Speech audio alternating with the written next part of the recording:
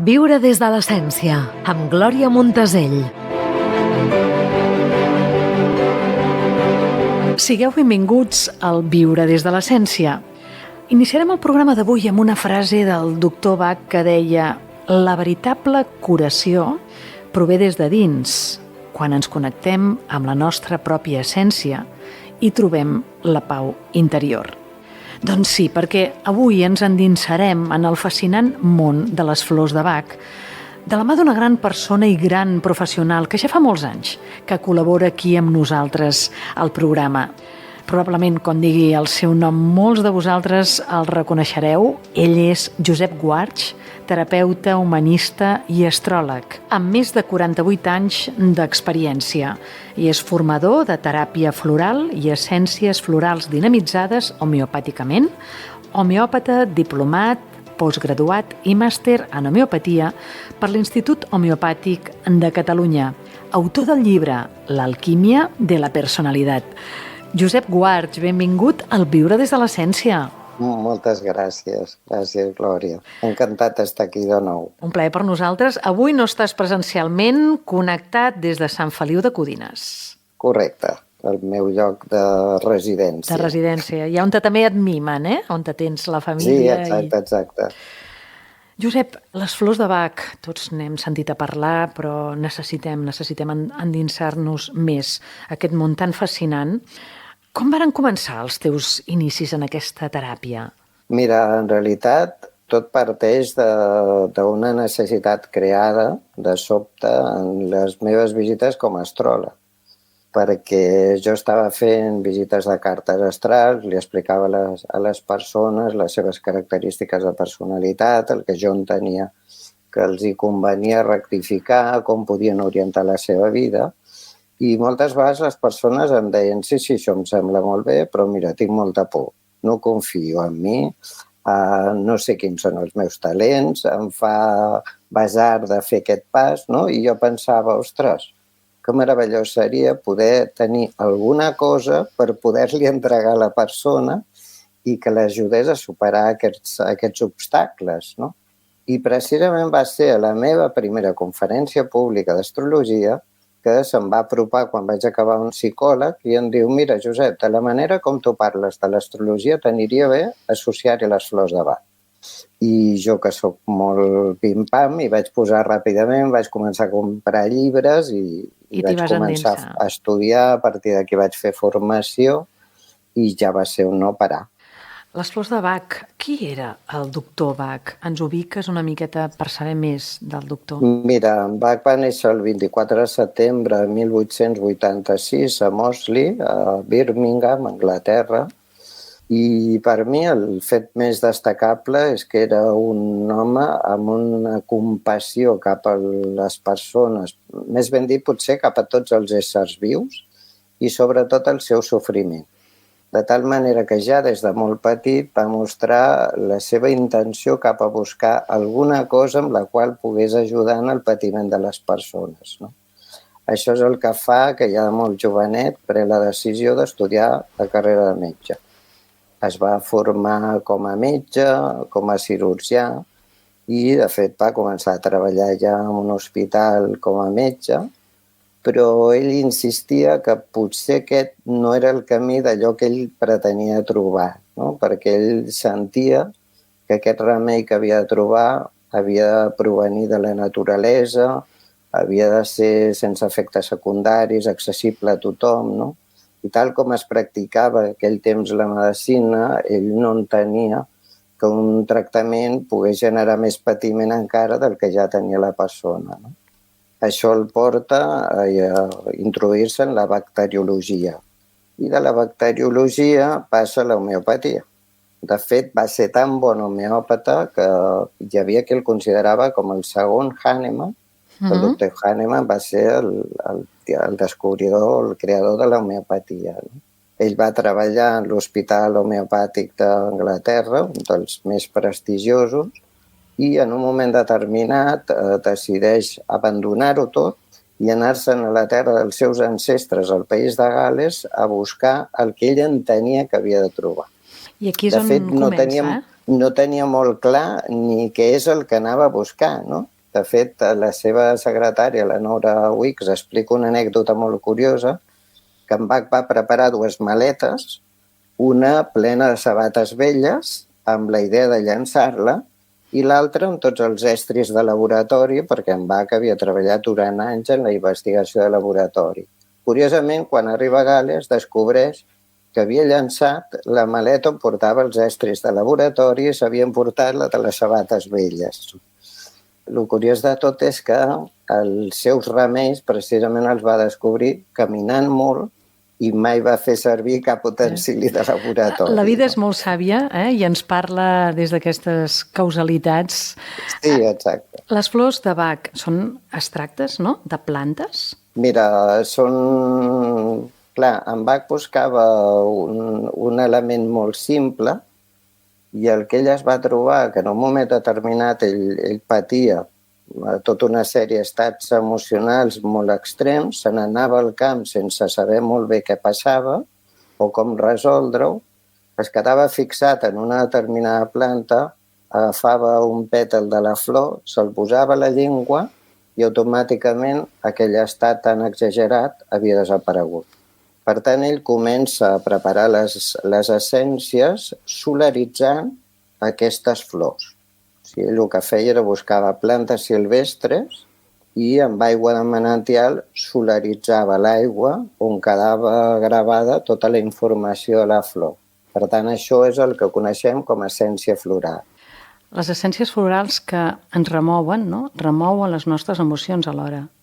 Mira, en Bach deia que l'acció de les essències florals era tan profunda, tan penetrant i tan suau com la neu amb els efectes dels raigs del sol, que suaument es dissola. Que així era com es trobava l'equilibri, no?, a través d'aquesta acció suau. Podem parlar que l'equilibri, aquest és l'objectiu, aquest entrar en equilibri amb un mateix, connectar amb aquesta pau, com dèiem a l'inici del programa, no?, que la curació prové de dins cap en fora per poder connectar amb aquesta pau, amb aquesta essència. Josep, creus que l'enfermetat realment és una oportunitat perquè l'ànima aprengui i creixi?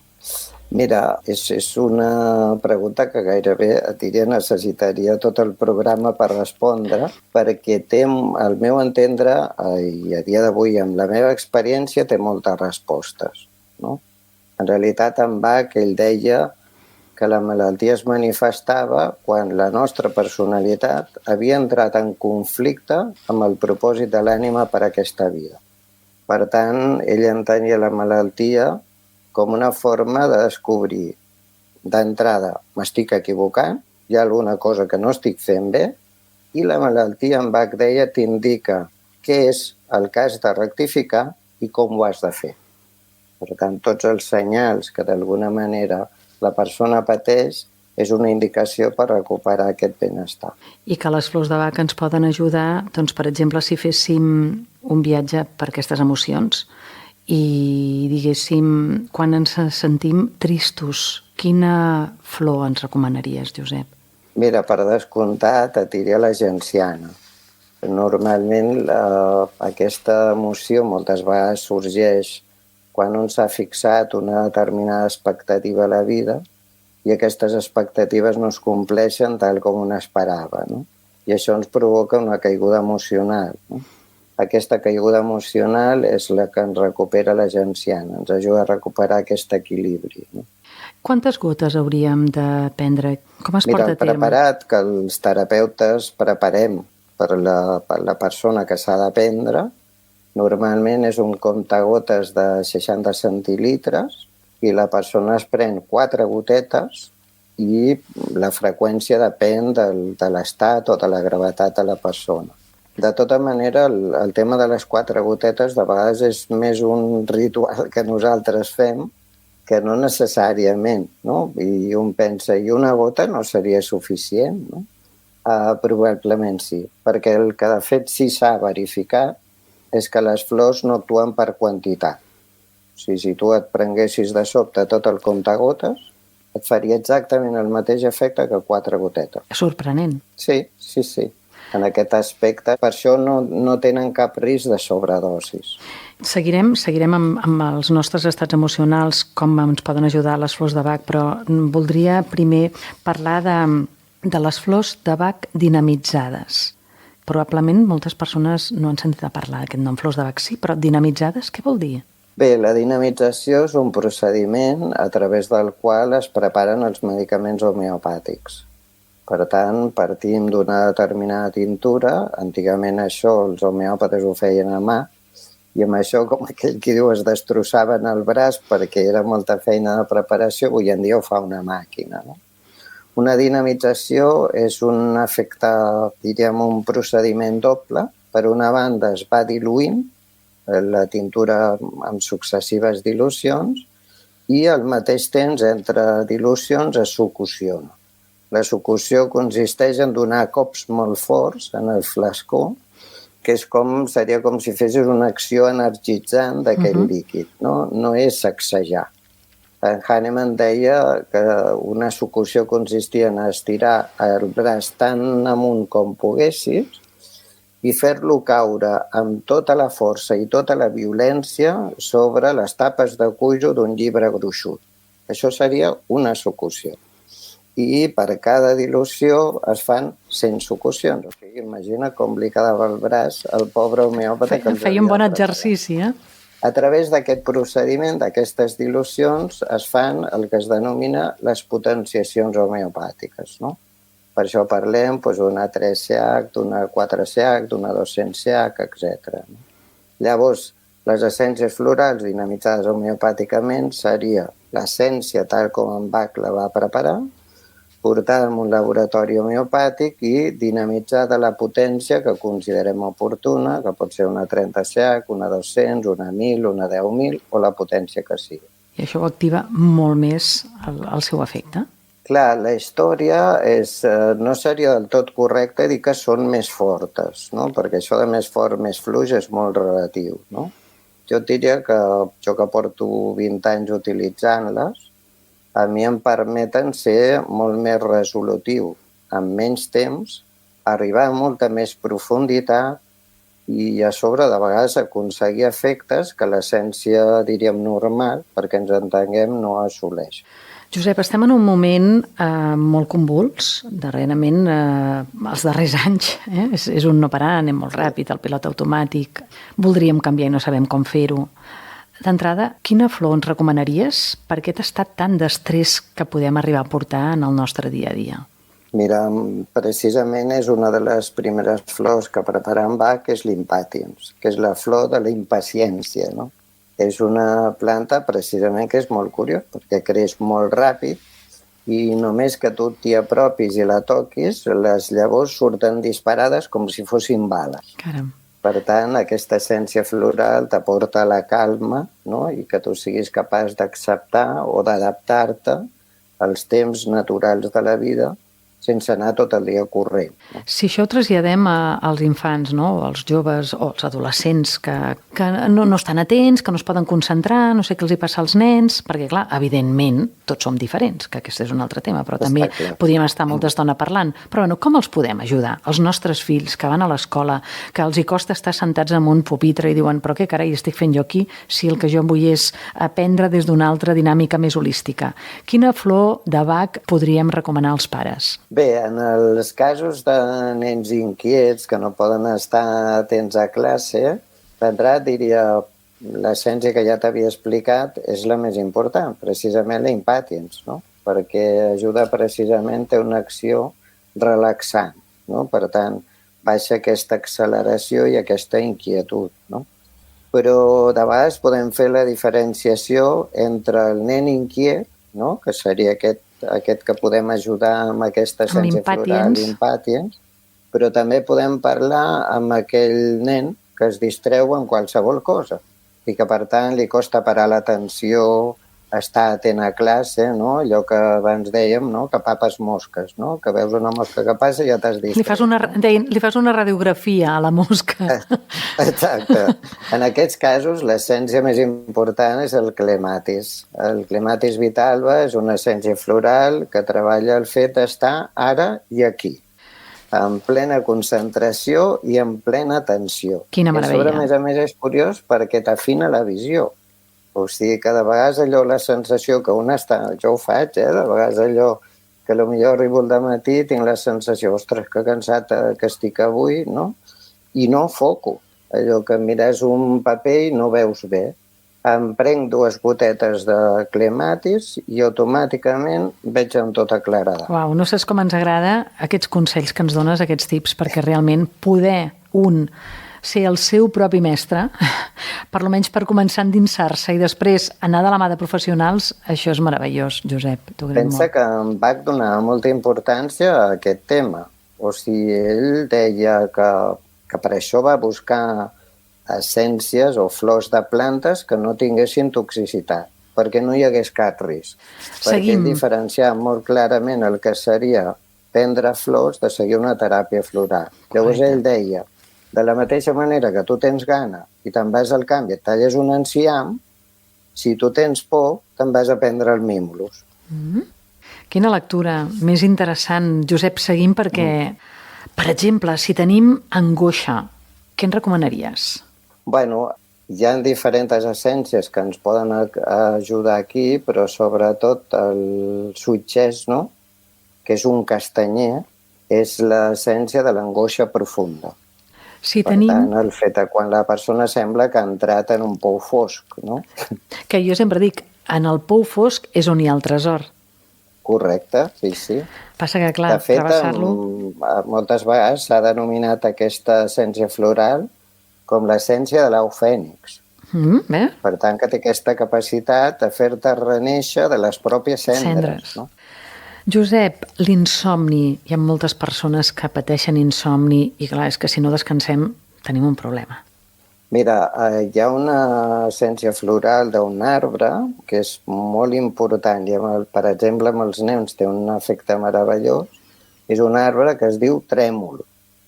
I aquesta essència floral, que és l'aspen en anglès, no? Té la capacitat de portar-te aquesta calma que un necessita per poder dormir.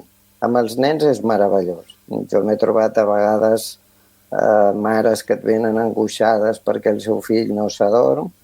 Jo els hi preparo aquesta essència floral i l'endemà ja et diuen, Josep, dorm com un tro. No? En realitat, això et dona a entendre que el problema per dormir estava associat amb la por. D'aquí ve l'aspen, fixa't el trèmol, no? Tremolar de por. Per tant, aquest com pressentiment del que pugui arribar a succeir, no? És el que no em deixa descansar. El que et bloqueja. Si anem als adults, hi ha adults que porten molts anys, que tenen insomni, que dormen 2 hores, parteixen la nit. Tenim alguna flor que ens pugui ajudar? Clar, de vegades hauríem de valorar cada cas, no? Perquè hi ha persones Sens dubte, estem fent una mirada... no poden dormir. Imagina't, no? Un dels motius que jo veig molt és el fet de no poder parar la ment. No? La persona et diu, Josep, és que em poso al llit i no paro de donar voltes a les coses. No? Bé, l'essència floral del castanyer blanc, el white chestnut, és específica per això. De fet, et puc dir que en el seu temps s'havien fet experimentacions en experts meditadors i es feia la prova de meditar sense haver pres el white chestnut, el castanyer blanc, i meditar havent-lo pres abans. I el meditador deia que la meditació, havent pres l'essència floral d'en Bach, no tenia punt de comparació sense haver-la pres. Si seguim i pensem en aquestes persones que pateixen un dol, que no saben com gestionar el dol, és un moment molt dolorós i molt profund, què els recomanaries com poder abraçar l'ànima? Quina seria la flor que ens acaronaria? Mira, d'entrada, jo veig que en el procés de dol hi ha diferents etapes, no? Una que és molt important, que és la ferida que un pateix, l'impacte, no? El traumatisme d'aquell moment. I això ho cobreix una essència floral meravellosa, que és l'estrella Betlem. De fet, es diu que en el moment de néixer Jesucrist, els camps al voltant d'on va néixer van quedar sembrats d'aquesta flor. I per això es diu estrella Betlem. El nom més és una flor que ens ajuda a cicatritzar ferides, traumes, etc. No? Al darrere pot venir la tristesa, que pot ser més o menys profunda, ho podem fer amb la genciana, que és una tristesa més lleu, o podem fer amb la flor de la mostassa, que és el mustard, que ens cobreix ja la pena més profunda. Al darrere pot venir l'enfado, i l'enfado el cobrim amb el willow, que és l'essència del salsa, que el que fa és ajudar-nos a recuperar la pau. Josep, que agraïts estem d'escoltar-te, de les teves paraules, que sempre ens parles tant des del cor, que és com ens agrada compartir aquí el Viure. Gràcies. No puc deixar de preguntar-te, un gran astròleg com tu, una persona que tens tants anys d'experiència, toquem un punt d'astrologia, com veus aquest 2024, Josep? Bé, jo crec que serà un any especialment remogut, no? Perquè, bé, jo sempre procuro mirar-m'ho des de la part positiva, des de l'esperança i des de tots els canvis positius que ens acabarà portant, no? Però jo crec que amb tota probabilitat veurem un cert procés involutiu en general que ens faci fer aquest decreixement, no?, que la nostra societat necessita per poder recuperar aquell equilibri que indiscutiblement hem perdut. No? Fixa't el que està passant ja en alguns països que estan abandonant els mitjans tecnològics en els àmbits educatius i estan recuperant els llibres, les llibretes i el bolígraf i la calculadora, no? Bé, jo no descarto el fet que hi pugui haver el que en diríem l'esclat de la bombolla tecnològica. El que passa que, bueno, si voleu puc entrar a fons, però tampoc no vull espantar ningú, no? Com tu creguis. Bé, jo crec que, fixa't que això ve desencadenat per un moviment planetari que és Plutó. Plutó va entrar a Capricorn el 2007-8. Capricorn és el signe que governa la construcció. L'entrada de Plutó a Capricorn provoca la caiguda de Lehman Brothers i això desencadena la gran crisi immobiliària que hem estat visquent durant tot aquest temps. Bé, ara Plutó acaba d'entrar, de fet hi entrarà ja definitivament fins al 2043 al signe d'Aquari, i Aquari governa el món virtual. Per tant, l'entrada de Plutó a Aquari ha de provocar l'esclat de la bombolla virtual. Però segur que sempre aquest... O sigui, jo t'he dit com a tu et sembli, perquè sé que sempre hi ha una altra mirada. O sigui, a veure, davant del que ens passa, no és el que ens passa, sinó el que fem també amb el que ens succeeix, amb el que ens passa, hem de veure el vas mig ple. I segur que hi ha alguna informació positiva que ens ajudarà a veure el vas mig ple. Mira, per mi és indiscutible. De fet, l'altre dia li explicava a una amiga astròloga que anava a donar una conferència i em diu, em deixes que ho faci servir a la conferència que haig de donar d'aquí tant, no? Perquè jo li deia, ella em deia, per què creus que ha d'esclatar la bombolla tecnològica? Jo li deia, perquè fixa, com més connectats estem, més desconnectats estem. No? Perquè com més ens connectem a les xarxes o al món tecnològic, més ens desconnectem de la nostra part humana, de nosaltres mateixos, no? I fins i tot a la consciència, no? Per tant, jo crec que cal, que és necessari aquesta apagada tecnològica, no? Perquè tornem a descobrir que davant tenim una persona i que la puguem tocar i que potser és millor aquest contacte afectiu i pròxim que no el que podem fer amb un terminal tecnològic al davant. És un pas enrere per poder realment seguir caminant més fermament. Està clar, per mi és indubtable. Josep, ja ho saps tu que el programa ens agrada fer aquest viatge pels sentits, aquest sentit del teu moment actual. Si jo et dic una pel·lícula a dia d'avui, quina seria? La veritat és que jo tinc molt mala memòria pels noms de pel·lícules, però ara perquè m'ho dius, tenint en compte el procés de canvi que hem de viure, a mi em ve a la memòria el temps moderns del Charles Chaplin, quan ell mostrava amb tota claredat la bogeria del que va representar l'expansió tecnològica d'aquells temps en la revolució industrial, no? Que curiós que dècades després hàgim anat a parar el mateix. No? Tot torna, eh? Sí. És cíclic, Josep? Sí. Un llibre, quin seria?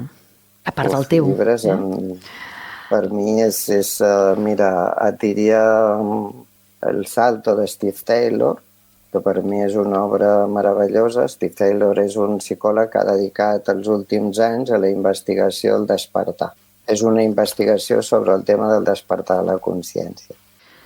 I una cançó, quina seria? Ens agrada tancar el viure amb una cançó escollida pel nostre convidat. Donem-li una oportunitat a la pau. Avui li donarem... De John Lennon. Li donarem avui, abraçarem la pau, sempre parlar amb tu. És aquesta sensació la que transmets. Josep, què és per tu viure des de l'essència?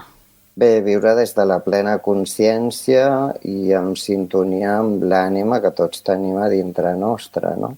I quan un viu des de l'essència, l'única forma possible és l'amor, no? Aquesta búsqueda que deia el doctor Bach, no? El remei per tots els estats de desequilibri, siguin físics, mentals, emocionals o de qualsevol tipus, és l'amor incondicional. Doncs amb aquestes paraules i amb la teva cançó acabarem el programa d'avui. Moltíssimes gràcies per acompanyar-nos. Com bé saps, és casa teva, les portes estan obertes. Tenim molt per seguir compartint i enviem una abraçada ben gran a Sant Feliu de Codines.